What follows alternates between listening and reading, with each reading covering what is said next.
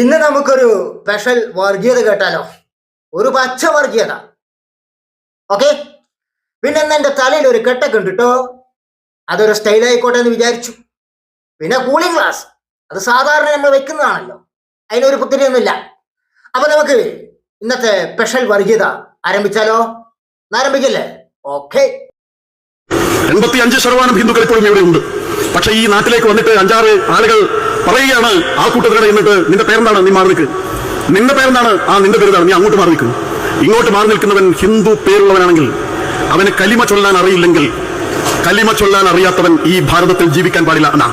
കലിമ എന്ന് പറയുന്ന ലാ ഇലാഹ ഇല്ലല്ലാ മുഹമ്മദ് റസൂലുള്ള എന്നുള്ളതാണ്. അത് ചൊല്ലുക എന്ന് പറഞ്ഞാൽ ഒരു മുസ്ലിമായി എന്നാണ്. അത് അല്ലടാ സംഖ്യക്കുണ്ടായ എനിക്കൊരു സംശയം. ഇന്ത്യയിൽ മുസ്ലിങ്ങളൊന്നും ഇല്ലാന്ന് വിചാരിച്ചോ? അല്ലെ വേണ്ട, കേരളത്തിൽ മാത്രം മുസ്ലിങ്ങൾ ഇല്ലാന്ന് വിചാരിച്ചോ? നീയൊക്കെ ആരെ വെച്ചിട്ടായിരിക്കും ഈ വർഗീയത പറയാ? പറ, ആരെ വെച്ചിട്ടായിരിക്കും വർഗീയത പറയാ? നിന്റെയൊക്കെ തന്തമാരെ വെച്ചിട്ടായിരിക്കോ നീയൊക്കെ വർഗീയത പറയാ? തന്തയ്ക്ക് വിളിച്ചെന്ന് പറഞ്ഞിട്ട് ചൂടാകരുത്. ഒരു ഉദാഹരണം പറഞ്ഞാണ്. ഓക്കെ, ആരെ വെച്ചിട്ടായാലും നിന്നെ പോലുള്ള നാറികളൊക്കെ ഈ വർഗീയത പറയാ? നിന്റെയൊക്കെ തന്തമാരെ വെച്ചിട്ടായിരിക്കും വർഗീയത പറയാ? വേറെ രണ്ടാമത്തെ എനിക്ക് സംശയം ഉണ്ടാണ്. അതായത് ഈ സംഖ്യക്കുണ്ടന്മാരുണ്ടല്ലോ, ഈ സംഖ്യക്കുണ്ടന്മാർ ഇവിടെ മുസ്ലിങ്ങളെ പിടിച്ചു നിർത്തിക്കൊണ്ട് ജയ് ശ്രീറാം വിളിയടാ, ജയ് ശ്രീറാം വിളിയടാ എന്ന് പറഞ്ഞിട്ട് അടിച്ചു കൊല്ലുന്നുണ്ടല്ലോ. ഇപ്പൊ നീ നേരത്തെ പറഞ്ഞില്ലേ, അതേ തെറ്റിയെന്നില്ലടാ ഈ സംഖ്യക്കുണ്ടന്മാർ ഇവിടെ കാട്ടിക്കൂട്ടുന്നത്. അപ്പൊ നീ അത് പറയുമ്പോൾ നീ ഇതും കൂടി ചേർത്തി പറയണം. അല്ലാതെ ഒരു മതത്തെ മാത്രം ടാർഗറ്റ് ചെയ്തിട്ട് പറയുന്ന നാറിയ പരിപാടി ഉണ്ടല്ലോ, അത് മോശമാണ്. മനസ്സിലായില്ലേ? കാശ്മീരിലെ തന്തയില്ലാത്ത തീവ്രവാദികൾ തെണ്ടിത്തരം കാട്ടിയിട്ടുണ്ടെങ്കിൽ അത് ആ തെണ്ടിത്തരം കാട്ടിയ തീവ്രവാദികൾ മാത്രം പറയുക. അല്ലാതെ മൊത്തം മുസ്ലിങ്ങളെയും ഇക്കാലത്ത് വലിച്ചിടുന്നത് ഒരു തരം തന്തയില്ലാത്തരാണ്. അണ്ണൻ പറഞ്ഞ ബാക്കി പറഞ്ഞ അറിയാത്തവർ ഭൂമിയിൽ നിൽക്കാൻ പാടില്ല, ഭൂമിയിൽ നിൽക്കാൻ പാടില്ല, ഈ നാട്ടിൽ ജീവിക്കാൻ പാടില്ല എന്നല്ല, ഈ നിമിഷം നീ ഇവിടെ ഇല്ലാതാവണം എന്നാണ്. അങ്ങനെയൊക്കെയാണ് കാര്യം നടക്കുന്നതെങ്കിൽ നമ്മുടെ അടുത്ത തലമുറയുടെ അവസ്ഥ എന്തായിരിക്കും എന്നുള്ളത് നമ്മളൊന്ന് ആലോചിച്ച് നോക്കേണ്ട കാര്യമല്ലേ? അടുത്ത തലമുറയെ കുറിച്ച് നീ ആലോചിക്കണ്ട, നീ നിന്നെ കുറിച്ച് ആലോചിച്ചാൽ മതി. നിന്റെ ഉള്ളിൽ കിടക്കുന്ന ആ വർഗീയ വിഷം അടുത്ത തലമുറയിലേക്ക് കുത്തിവെച്ച് അവരെ പോലും നീ വർഗീയവാദികളാക്കി മാറ്റാതിരുന്നാൽ മതി. അതിന് നീ എന്ത് ചെയ്യണം? നിന്നെ പോലുള്ളവര് വായ അടച്ചു പിടിച്ചാൽ മാത്രം മതി അടുത്ത തലമുറ നല്ല അന്തസ്സായിട്ട് ഇവിടെ ജീവിച്ചു പോയിക്കോളും. എന്നാലും നിന്റെ തൊലിക്കട്ടിനാ സംഭവിച്ചിരിക്കണം. കാശ്മീരിൽ യുദ്ധം നടക്കുന്നത്, നീ ഇവിടെ ഇരുന്ന് കൊണ്ട് നിന്റെ തൊഴിൽ നല്ല വെടുപ്പിൽ ചെയ്യുന്നു. പച്ച വർഗീയത വിളിച്ച് പറയുന്നു. നാളെ എന്തോരു ജമ്മോളോ നിന്റെ ജമ്മോ. ഓ, അതുകൊണ്ട് ശങ്കരാചാര്യർ അദ്ദേഹം പറഞ്ഞൊരു കാര്യമുണ്ട്, ഈ ജീവിതം എന്ന് പറഞ്ഞാൽ ഹ്രസ്വമാണ്, ഒരു കാറ്റടിച്ചാൽ തീർന്ന കാര്യമുള്ളൂ. അതുകൊണ്ട് നമ്മൾ അധികം ഭയപ്പെട്ടിട്ട് കാര്യമൊന്നുമില്ല.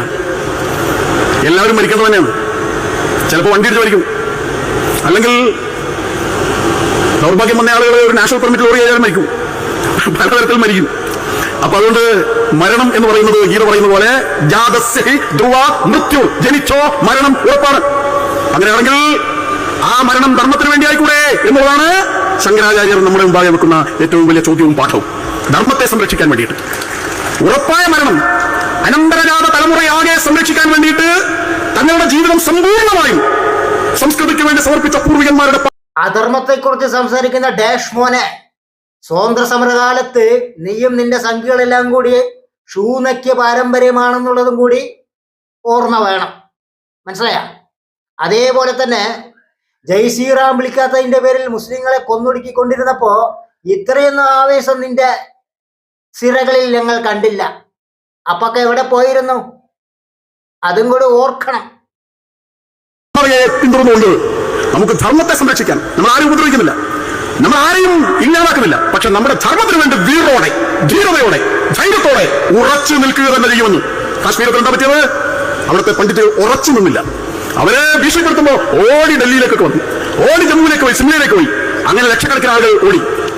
അവിടെയെല്ലാം അവരുടെ വീട് വിട്ടോടി, അവരുടെ അതിർത്തോട്ടം വിട്ടോടി, അവരുടെ സർവ്വം വിട്ടോടി.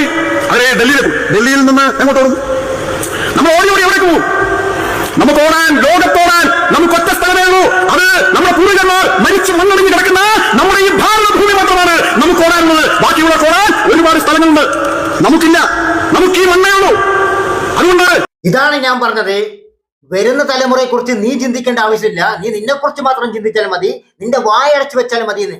ഇതുപോലുള്ള വർഗീയ വിഷം വരുന്ന തലമുറയിൽ കുത്തിവെക്കാതിരുന്നാൽ തന്നെ വരുന്ന തലമുറ മാന്യം മര്യാദയ്ക്ക് ഇവിടെ ജീവിച്ചു പോകുമെന്ന് പറയാൻ കാരണം ഇത് തന്നെയാണ്. ഇതോർത്ത് നമ്മൾ വലിയ അയ്പൊന്നും കൊടുക്കേണ്ട ആവശ്യമില്ല. ഇത് ഒരു സംഖ്യക്കുണ്ടൻ അവന്റെ ജോലി അവൻ വളരെ ഭംഗിയായിട്ട് വെടുപ്പായി ചെയ്യുന്നു എന്ന് മാത്രം നമ്മൾ കരുതിയാൽ മതി. വിഷം തുപ്പൽ, വർഗീയ വിഷം തുപ്പൽ, അത്ര തന്നെ ഇത്. ചുരുക്കി പറഞ്ഞാൽ ഒരു ഷൂ നക്കിയുടെ കരച്ചിൽ. അതാണ്. വലിയ അയപ്പൊന്നും വേണ്ട, അത് മതി, അത് മതിയാവുന്നേ. ഓ